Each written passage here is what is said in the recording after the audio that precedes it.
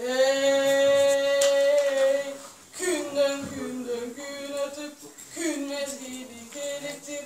Aydan ay ötüp ay mezgili keliktir. O şol kezde ermanas cetige çarşı toluktur. Bunu koygan altı çoncindi. Kokoron capçaş bağlanın şehrekenin kim bildi. Balaca çurkap şaşkan çok. Beş geçirga kelgençe berenin manas baskan çok. Çakırgan altı çoncindi. Onun için manasatın kim bildi.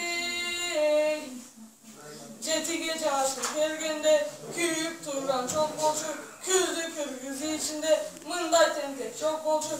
Karı gelip karmasa çığırıp balda çırgırak. Kadulukka çığırak kızını daşı burkurak. Kırk balağını kırkıydın manas bir günü çiğne balıktır.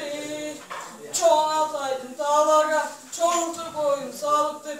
Kara kırday mancudan 80 bağla bağırıktır. 80 inin içinden bozkan hakkın çoğunluğu. Ağrı cogol ağrı yer manasın çoğun torgodu. 80 bağla ongudu. Kızı tavak kuruttur.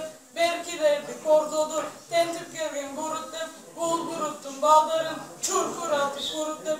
80 bağlar kaçırıp 40 bağlarga asılıp dağlayının kırgının tizesi cerge büyüldü. 80 bağla aldığında kelim olup çıgındı.